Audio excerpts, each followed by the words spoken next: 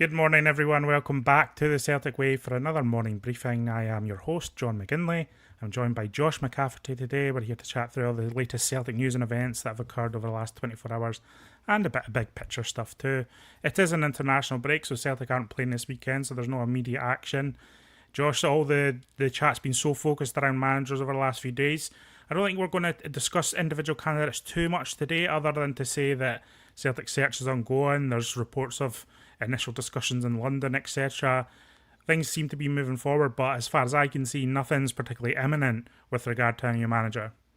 Yeah, it doesn't seem that way, John. Certainly, good morning, everyone. It's now 2.5 weeks over, 2.5 weeks since Brendan Rodgers resigned, and there's still no real clear-cut reports of who we think the next manager is going to be. Obviously, the bookies odds would tell you that it's Wilfred Nancy. How much you believe that is up to your own devices. So it's an exciting period. There's still a long way until Celtic are back in action. I just wonder if they're going to have someone in by then. If people do want a bit of an in-depth look at some of the managerial candidates, then myself and Hamish have our weekly show that will be going out this evening that does have all that chat in a way that is we're able to present a bit of evidence either way, a bit of research that we did on all the candidates. So that would be more of an in-depth look at everyone that's been discussed this week. Today we're going to discuss the situation that any new manager is coming into at Celtic, which I don't think is easy at all. So we'll get onto that in a moment. But first, a word from our sponsors. It's Simply Furniture, located in Hillingdon, Glasgow.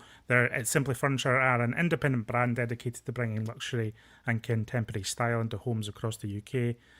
If you want to see their range up close, you can visit their showroom in Hillingdon, Glasgow, and if you mention the Celtic Way, you get a special in-store discount. They have over a decade of experience in furniture retail, meticulously sourcing only the finest pieces, curated for quality, comfort, and timeless design. And links below in the description as always. Okay, Josh, my question to you today, my challenge to you today, this morning, is if Celtic appointed a new manager tomorrow morning, how well placed are Celtic for success in the short term, just given all the issues that are apparent at the moment? I just feel like there's squad problems mounting up. There's a lot of things going on at Celtic at the moment where I don't think it's an easy situation for anyone coming into Celtic right now. No, it definitely isn't. And I think that shows you how well Martin O'Neill and Sean Maloney have done. That we're about to see how difficult a situation it is for another manager to inherit. Shows you how good the job they've done. So, yeah, it's certainly difficult. We know the vast array of players who are all injured at the minute, seemingly all with hamstring injuries, which, I mean, you can ask your own questions about that. Celtic are still competing in 4 different competitions. They've got the league, they've got the League Cup, they're in a final. The Europa League, I mean, that campaign is almost dead in the water when you look at the points tally and what Celtic need from the upcoming fixtures they have. They've got the Scottish Cup to compete, which will be starting in January. And as well, with this threadbare squad that has a lot of injuries, after this international break, there's a game, I think, on average every 4 days, all the way through until January, February time. So it's a very hectic schedule for a new manager to come into and try and implement his style, because as we know, at this time of year, there is not a lot of hours on the training field. It's recovery after a game, prepare for the next game, and go out there and play. So it's going to be a very difficult situation for any new manager to inherit, to be honest. No more international breaks, of course, after this one. Celtic have a really tough schedule of matches until February. This is the current makeup of the squad at the moment. Those in red are the ones that we know that are currently injured. I think there's 6 in total. Kelechi Iheanacho's out still.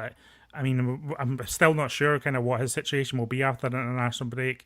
His injury obviously went down in the Europa League match against Sturm Graz. His situation not particularly clear at the moment. Callum Osmond, as we know, will be out for months after ongoing hamstring surgery on Tuesday. Jota still out for a couple of months as far as I'm aware. I think the latest timelines we had from Brendan Rodgers was towards the tail end of the summer, and he said that would still be the new year. Marcelo Sarace, a little bit of an unknown around him. Obviously, it looks like he's had a problem with his hamstring. We obviously hope, Josh, that Marcelo Sarace will be out for weeks rather than months, but there's no guarantee with hamstrings, of course. And then, as we know, Cameron Carrick-Vickers and Alistair Johnston also out for months due to surgery. So the ones there that you think might be coming back a bit sooner than the rest might be Marcelo Sarace and Kelechi Iheanacho, but as I say, unknowns around both of them, Josh. Yeah, you don't really know. The good thing about Sriracha is that he walked off rather than having to stretchered off like Callum Osmond in Denmark. I watched the unique angle footage, or not the unique angle, it was something Celtic TV put up, and you got to see Srirachi pulling up with his hamstring and then walking off from just the angle behind the goal. And you can usually tell a lot by a player's reaction to their injury. Callum Osmond, for example, I think he was almost in tears when he came off against Midtjylland. But I don't think Srirachi looked too gutted or disappointed. And obviously, he wasn't really even limping when he came off. Hopefully, he's all right because he's been such a really good player for Celtic since he's joined on loan from Boca Juniors. In terms of Iheanacho, the sooner he gets back fit, the better, to be honest, because Maeda is not really fancied. He was playing for the B team the other night against East Kilbride. Johnny Kenny, you can't rely solely on him to give you goals at the top end of the pitch as much as he's been in great form recently and he's been doing very well. You need more than one striker. So certainly the sooner both those guys, Srirachi and Iheanacho, are back, the better, because, I mean, Cameron Carter-Vickers, Alistair Johnston, Jota, Callum Osmond, you can certainly put those four guys into the very long-term category. Yeah, someone asking in the chat there, which is a fair point. And again, sometimes these are difficult questions because nobody wants to challenge the professionalism of the way Celtic go about their business. But Des Harkin asking, not pointing fingers, but are these injuries training-based or preparation-based, I suppose is his question. It doesn't seem that anything too much has changed behind the scenes on all this. Just, that would suggest a negative a change has occurred at Lennoxtown in the way Celtic are prepared or kind of trained around their injuries. Tim Williamson is Celtic's head of physiotherapy and medical services. He's been at the club since 2010. Up until recently, he was working closely with Glenn Driscoll, who was very much a Brendan Rodgers man. Glenn Driscoll was something of a fitness and conditioning expert. But as we know, the injuries issues that Celtic have been apparent throughout the season, it's not just up until Brendan Rodgers left. So I'm not putting too much stock in that. Just on the ways that Celtic prepare players and monitor fitness over the course of the season, Tim Williamson said this in the summer. He did an interview with Celtic TV. He said, before we jump into training intensity, we want to know how each player's body is functioning, from mobility and strength to injury history, recovery status. It's a full physical MOT to make sure that we're starting out on the right foot. The data that we get from this gives us the benchmarks we'll refer back to all season, but we also know our players very well, so we're alert to any red flags from previous injuries or areas that they've struggled with in the past. It's about tailoring our approach from day one. These baseline scores give us a reference point for every player. If someone gets injured, we're not guessing. We have their own pre-season numbers to guide their return. It helps us monitor fatigue, adapt training, and reduce the risk of overuse injuries as the season progresses. We sit down as a multidisciplinary team, medical performance, and then coaches, and we use the data to individualise training and conditioning plans. So that's what kind of Celtic said on that in the summer. As I say, just doesn't seem like there's many radical changes at Lennoxtown that would indicate a drop-off here, but as always, you want Celtic to be keeping up with the latest trends and the latest ways of tracking injuries and preventive injuries. I know that Celtic have employed injury prevention specialists in the past, most notably under the Ronnie Dyla era. I think there was a husband and wife Norwegian team that he brought in. Tim Williamson's role at that point was slightly altered. But injury prevention is always a hot topic in football, and I wonder if it's something that Celtic will be looking at just based off of the current moment. Yeah, it could depend on the new manager and what he thinks, but certainly when you have, 4 or 5 players out with hamstring injuries, people are naturally going to ask questions, but sometimes with injuries it's due to the law of averages. I mean, last season, aside from Jota getting injured at the end of the campaign in April time, I can't remember any significant long-term injuries that Celtic had. Cameron Carter-Vickers, I think, probably had a spell on the sidelines because we know he's injury-prone. But aside from that, not many players had time out. So it's just the law of averages at times with injuries. And although it's frustrating, you just have to get on with it. The one thing I would, raise just around injuries was Alistair Johnston, I just feel like wasn't particularly managed well coming back from such a busy summer. I think it was aware that he had problems. I felt like he was almost rushed back into things at Celtic before he'd really had kind of a real build-up after a bit of rest after his exploits with Canada. That's the only situation I can think of where, from the outside looking in, it looks like maybe something could have been altered there. But that's really out of necessity, because I think Alistair Johnston is such a strong option in comparison to the depth behind him that maybe Rodgers or the coaching staff felt obligated to put him there. But I think if you're getting to that point, you feel an obligation to play a player, even if he's not ready. Speaks to a problem itself. So I think the Alistair Johnston one's pretty valid, to be honest. But he also said in his Instagram post that he's been dealing with hamstring issues for a while. So maybe this was just an accumulation of issues that was always going to come to this kind of breaking point, if it were, that he was always going to need surgery on as well, Josh. Yeah, and Celtic had crucial games at the start of the season. I think Johnston's initial injury came in the first leg of the Kairat Almaty tie. So, I mean, as much as maybe rushing him back, Brendan Rodgers was probably valid in rushing him back because that was such a big match for Celtic at the start of the season. Obviously, didn't go on to win it, but yeah, if he has had the issue for a while, then maybe it was only natural that it was going to come to this at some point. However, maybe that is up to the medical team to manage that, or the manager to make the decision to just ease him back into the season with these minutes. But yeah, if it was going to happen, then I guess it was inevitable at some point. Celtic were going to miss him. You've got Tony Ralston there. Jemai Sims and Pusey played it right back at the weekend, which was intriguing. And you've got Colby Donovan in the ranks too. So you've got options, but none of them, in my opinion, are of like Johnston's level. Speak to me about Sebastian Tounekti, Josh. Yeah. He's out of the Tunisia squad, but it seems to be like a request from Celtic as a kind of, again, probably as a something of a preventative measure if he's got kind of a niggling issue that he's dealing with ongoing, rather than an outright injury. I know some of the headlines screamed yesterday, Tounekti's injured, etc. But my understanding is that Tounekti's not expected to be out for any matches or anything like that. Yeah, well, he started every game since he signed for Celtic, essentially 13 in a row, I think, something stupid like that. Celtic have an over-reliance on him on the left wing, it seems, and he had a wee thigh issue, so Celtic made an official request to Tunisia to withdraw him from international duty. They gave a doctor's note with that.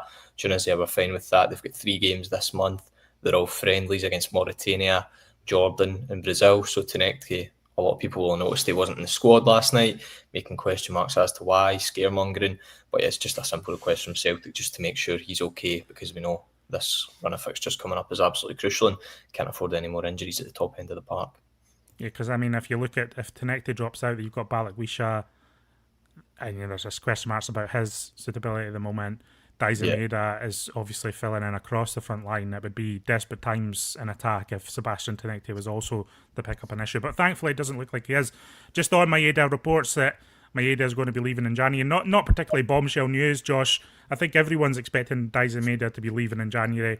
I guess from Celtic's perspective, it comes of how long can they convince him throughout the month to stay at Celtic, because he might be wanting away in the first week of January. Whereas, again, if you're looking at the squad and Celtic's depth, Celtic need reinforcements quickly and need bodies in the door, even on a short-term emergency loan basis. For me, frankly, by the way the squad is, if Maeda leaves, it puts you in a further hole. But I think we're all aware, I think we all understand the situation, that if Maeda has been looking for his exit from Celtic since February, pushed for it right up until deadline day in the summer transfer window, it's only natural that inevitably he's going to be leaving in the January one too. Yeah, I don't think anyone will have any complaints if Dyson does leave in January. In fairness to him, over the past couple of months, he's been nothing but professional. He's still scoring goals. He's still giving his all. But yeah, it's one of them. Like the January run of games is going to be so difficult. Celtic are going to have the likes of Tounekti, potentially Balak-Wisha, potentially Iheanacho away at the Africa Cup of Nations. So if Dyson could stay until the end of January, that would be very ideal, or at least until the 3rd, because Celtic play Rangers on the 3rd of January, and ideally they need him for that game. But like you say, the need for reinforcements is absolutely crucial, and it's difficult I imagine, for the recruitment team to start planning ahead for that now, because they don't have a permanent manager in place. They don't know what he's going to want in terms of his style from new signings, etc. So you'd like to think they'll start that background work as soon as a new manager comes in place, so that in January they're ready to go. But we know what Celtic are like in transfer windows. Danny Boy asking, morning, why are the interviews being held in London? My understanding is these are like preliminary talks, so they're not going to get candidates or representatives rocking up at Celtic Park when it's just a bit of a chat. I don't think that's feasible. Any new manager is only going to come to Celtic Park in Glasgow once things have started to be agreed. This is fairly normal for the way Celtic operate. They conduct business in London fairly regularly throughout transfer windows, etc. I think it's a way of keeping the media glare away from what's actually going on. Because imagine if you had during the summer transfer window, you had a series of agents and players coming to Celtic Park for discussions.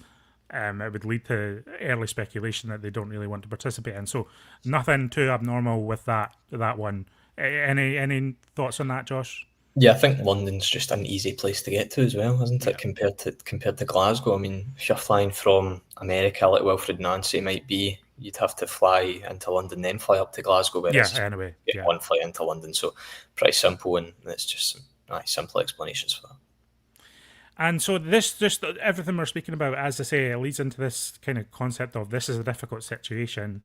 Now, here's a question for you, Josh, that, some people might kind of have a positive answer and some people will have a negative answer to this question. But given all of this situation and given everything that's happening, is it the right time to take a risk on perhaps a kind of left field kind of appointment rather than continue to persist with Martin O'Neill and Sean Maloney?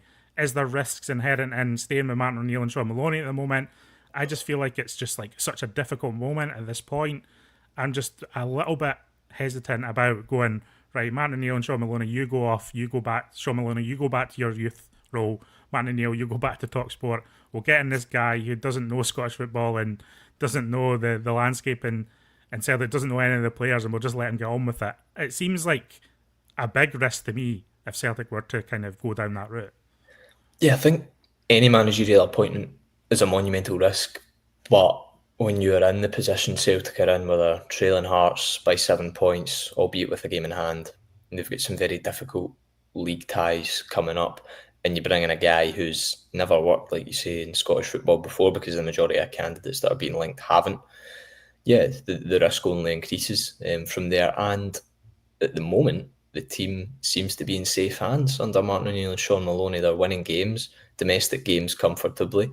And you would, if it was Martin O'Neill, put it this way, I'll put the question to you, John, would you be more confident with Martin O'Neill and Sean Maloney in charge for the back-to-back league games away to St Mirren and Hibs than you would be with a Wilfred Nancy or a Kieto Knutson? Who would you rather in charge for those games? I mean, I have to be pretty honest. I probably prefer the status quo for the short term, but like it's one of those ones where you're looking at January, you're looking at next summer. You do need someone there who can start to enact a long-term vision.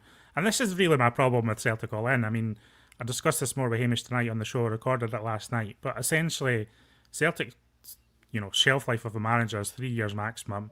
Celtic need an overarching vision, an overarching kind of look at football progress across the club that can't just be tied to a manager who comes in and stays for 3 years and goes away. Celtic are never going to appoint a manager who stays for 20 years and builds this, new empire of success. It's just not going to happen. People keep alluding to the potential of that, or like get this manager in and you can build 5 to 10 years of success at Celtic. I just don't think that's ever going to happen because it's not happened. Martin O'Neill stayed for 5 years initially. Neil Lennon was here for 4 years. The rest of the Celtic managers, 3 years or less. It's just not feasible. And so in that situation, you want the club to start to take leadership on the football department side of things. I just don't think they have of late. But it does lead to these situations where you need someone in for the long-term planning and long-term shaping of Celtic, but it adds this stress on a short-term basis. I think whoever's coming in, is immediately under pressure to get results with this depleted squad in these difficult matches, 7 points behind Hearts. I don't think it's ideal for anyone. And so naturally the fear side of me, Josh, thinks, well, maybe we should just stick for Martin O'Neill and Sean Maloney for another couple of months and get everything lined up until the end of the season. I don't know if that's viable. I think a lot of people would be hesitant about that as well. What I'm saying is none of this is ideal. And again, it just leads to, we've kind of all forgotten about the lows that Celtic fell to in the wake of that statement from Dermot Desmond and Brendan Rodgers walking out. But it's a hell of a mess, Josh. It really is a big mess that Celtic have kind of found themselves in here. And it's the timing of this mess is far from ideal. Middle of the season, you're trailing Hearts and you've got a squad that's full of injuries. So for any manager to come in, I mean, the title of the video today is The Problems Celtic's New Manager Will Inherit. Well, there are copious problems, but Martin O'Neill at the minute is doing well despite those issues. He's he's taken away. It certainly feels like it from the outside looking in. Players have got a weight lifted off their shoulders now. You don't know, is that weight going to come back onto the players' shoulders if a new permanent manager comes in? You genuinely just don't know. And sometimes if something, or Celtic, the club as a whole, is probably a wee bit broken at the minute, but on the pitch it doesn't look that way in recent weeks. And if something's not broken, don't fix it. And sometimes as well, I mean, you look at all the managers that are being linked at the minute, bar maybe Kato Knutson and a few others. There aren't many, or there isn't one leading candidate where supporters are saying, yeah, this is the guy we want. We need to make moves to get this guy in, all this, da-da-da. That's not the case now, and maybe the longer you wait, that candidate might come around. But then there is the argument, like you say, January transfer window is not far away. The sooner you get the manager in, the quicker he's going to be able to implement his style, get things going. And maybe it is that short-term pain of maybe dropping points against St Mirren and Hibs for long-term gain throughout the rest of the season. But I would then argue and counter that by saying Celtic simply can't afford to drop points against St Mirren and Hibs. They need to win those games.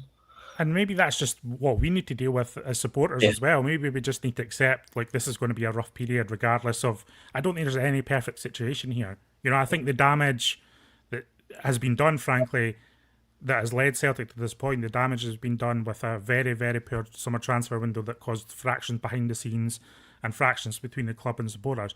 That damage has been done. It's about how you move on from it now. I think if Celtic continued with Martin O'Neill and Sean Maloney, I don't think that's an ideal situation at all. I think if Celtic got a new manager in, I think you're taking risks and you're hoping that he's good in the short term, because then if he's not, then it would lead Celtic into a bit of a further hole, even domestically. That said, I think there needs to be an acceptance from supporters that, look, this is what's happened. The club have kind of put us in this situation. It might not be great in the first couple of months if a new manager comes in. I think people need to be prepared for that. Maestro 95 making the point, we really need someone in for the opening of the window for continuation for next season. Yeah, and that kind of lends to our point. I do agree with that, because I think any new manager that's going to be a success at Celtic, they have to be signing players that really strictly follow their kind of the way they implement the game on the pitch and their ethos and their mentality. I think if you look at Knutson, for example, and the way he conducts business at Bodo Glimt, players aren't signed random. It's not a scattergun thing. He signs people that he really believes fit into the cog of what he's trying to do at Glimt. And Celtic need that. Celtic need that kind of cohesion between the manager and recruitment that I don't think Celtic have really had since the early days of Ange, even towards the end of Ange, etc. It wasn't really joined up to that extent. It seems to me the Celtic get initially invested in a manager and then kind of lose interest over time, which is damning as well. Liam Devine making a point, many people would be happy to keep O'Neill until the wheels fall off. I would prefer we appoint a coach before then. And I guess, look, I'm not saying there's no kind of problems with O'Neill staying on as well. There is every chance that, look, O'Neill and Maloney, the form might dip. Who have they played so far? Obviously, the Rangers result was big, but they've had 2 matches at home against opponents who are struggling in the Scottish Premiership this season. What happens when they go to away grounds across Scotland? What happens if the form drops off anyway? Then you're stuck with no manager and the form's garbage. So I understand that side of it too. Yeah, it's just such a difficult situation. I would not like to be the one at the top of the club making the actual decisions at the minute, to be honest. Whoever they appoint is going to be a big risk, and they just have a massive job in their hands. Massive job. Yeah, I don't want to come across too good doom and gloom everyone today this morning, but it's just I'm trying to reflect the reality of kind of where I see Celtic right now, and I'm looking at this group of fixtures. I'm looking at the injuries that Celtic have already sustained this season. It's not just the 6 that are currently out. Injuries have kind of been apparent throughout the campaign so far, where the schedule has been lighter than it's going to be coming up. No more international breaks. It's a game every 4 days on average, I think. It's something like that. This is a really tricky time for Celtic, and I guess it's about, I do think it's also a little bit about managing our expectations as well. Hazel Finn saying Martin O'Neill must wonder what's going on. The team he came in was weak, but with the all dropping with injuries, he's got his work cut out. If anyone can get us through, he can. I mean, there's an element of that too. You need leadership in these moments, and leadership is hard to find, and leadership that Celtic will be comfortable with as well. So yeah, It's crazy. It's crazy at the moment. That's kind of what I'm saying. Any more questions from the chat or thoughts from the chat? Then let us know. I'd love to hear your thoughts on what you think about Celtic at the moment. And as always, if you enjoy what we do on a daily basis, you enjoy our videos, please consider subscribing to the channel. It's free. You just need to press the subscribe button below. You can click notifications for the latest videos popping up on your phone or wherever you watch your YouTube as well. And we would really appreciate that to stay in touch with what we do. A lot of people watch our stuff who aren't subscribers. We kind of see the numbers behind, so subscribing would really help us out. It helps the channel grow. It helps us be seen in more places. So as I say, if you're a fan of what we do, please consider that. And so this international break also, it's a weird one as well because I think Martin Neal also returned to London. Josh, he's kind of in the dark as well. There's chat that he's to figure out his future over the coming days. All this uncertainty is never good. I'm assuming, I think the players get a few days off as well at the start of these international breaks, but they'll start to return.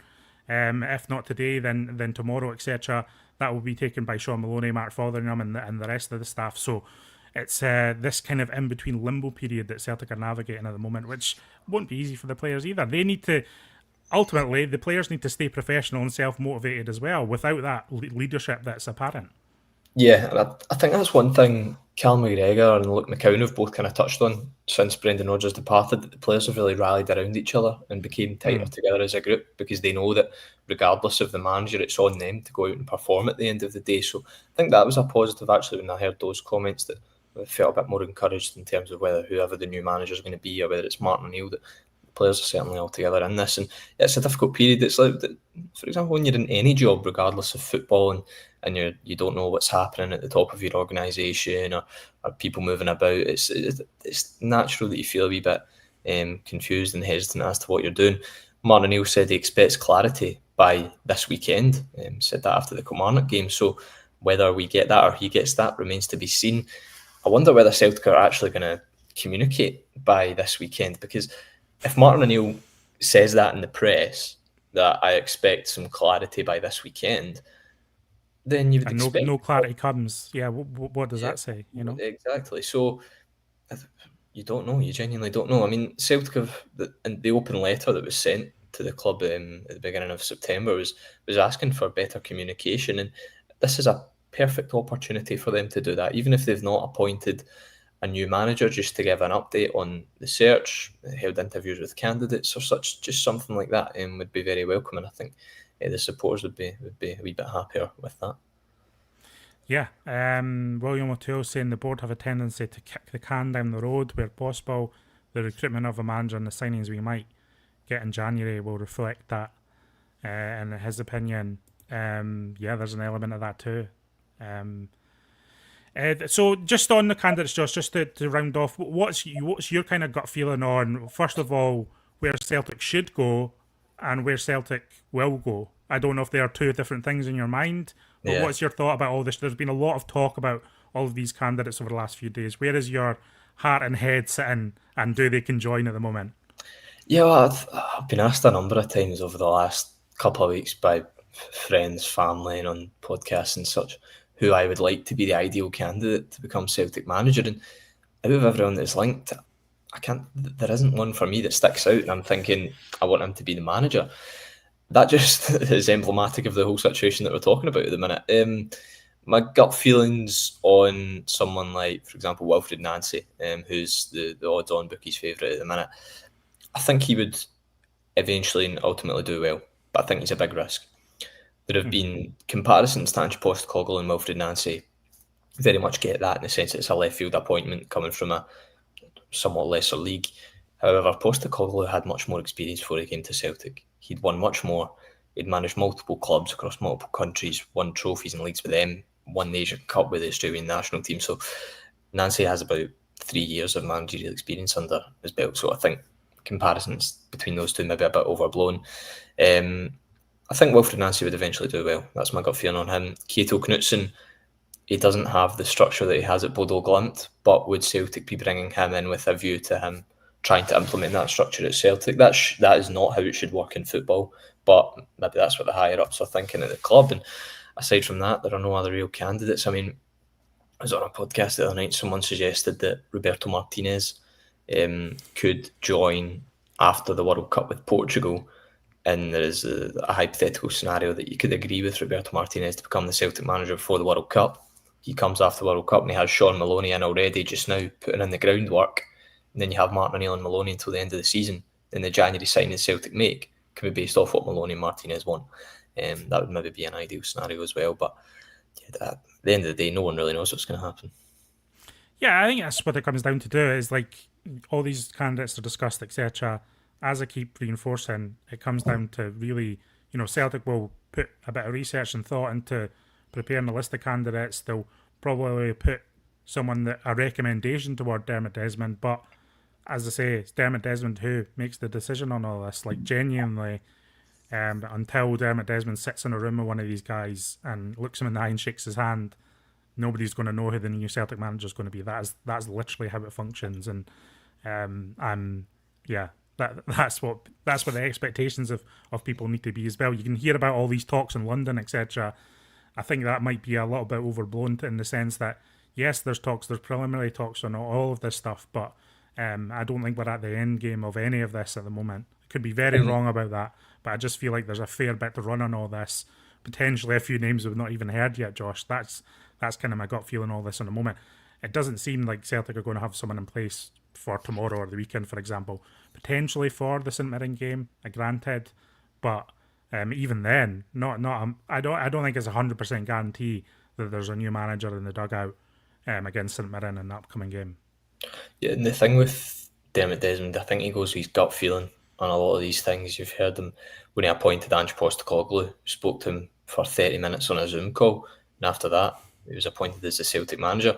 The thing with, and the risk with that is, for Desmond, is that everyone really knows, and it's common knowledge essentially, that he's the guy who appoints Celtic managers, and if the manager doesn't do well or turns out to be a bad appointment, then at the end of the day, it's on his head. But yeah, just have to wait and see what happens over the next couple of days and weeks. Yep. Okay, if you want more manager chat tonight, as I say, we've got a video going out with myself and Hamish. We'll do a bit of a deeper dive into all of the candidates and our thoughts. We do have a close look at Wilfred Nancy and kind of look at his strengths. I think there's been a lot of negativity about that from what I've seen. I'm getting pelters on social media for suggesting he's not a complete dud, for starters. I'm not saying, I do think there are real big risks there, and I don't think he's a complete package by any means, but if you look into him a little bit, there are little things that you start to find that you like about him and the way he conducts his business and his football on the pitch. So all I would say is if you want to find out more about him, just look a little bit into him as well. And if you want chatting, come back to the Celtic Way tonight for more. That's what I'm saying that. And so, yeah, I don't think he's like the perfect candidate for Celtic or anything, but I think the suggestion from some that I'm seeing, some people responding to me that he's this kind of waster who has no business. I can understand why Celtic are looking at him, at least, is what I would say, Josh, on that. He's a coach who's on an upward trajectory as well. And at the end of the day, one European team's going to take a risk on him. And if you look at where he's been, what he's done so far, he's not really failed at a football club. So maybe Celtic could be his next big step. And like you say, every time I've watched him, I've watched just over an hour of Wilfred Nancy kind of podcast interviews over the past week, and really impressed with the way he speaks and what he talks about. His tactical ideas are a wee bit different to what you usually get from a manager. Likes a lot of creativity from his players and leaves them to their own devices at times. But that's enough from me. I'll leave it to you guys tonight.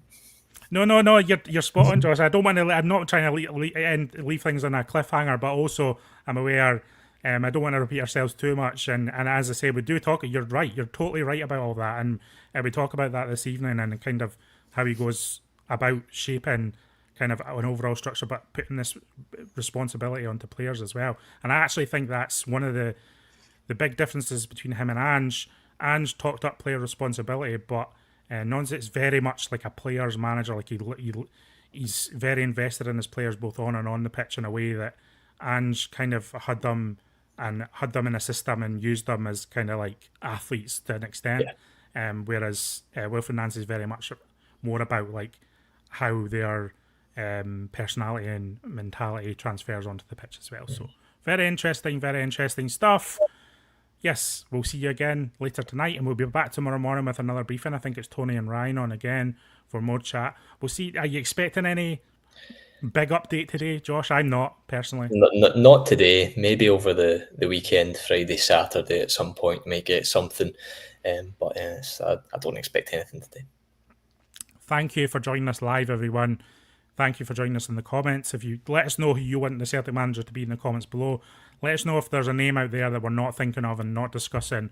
Obviously, we've been very focused on the names that are out there because I do believe they are some of the candidates that Celtic are looking at least. So let us know who you want to be the new manager of Celtic, and also let us know what you think about this idea of potentially Matt O'Neill and Sean Maloney staying on. I raised it as a talking point today. I'm unsure about it myself, but I think it is a valid talking point amongst all of this, and I do think it will be a consideration in Celtic's mind and Dermot Desmond's mind about the possibility of doing that if he's not particularly impressed with any of the outstanding candidates.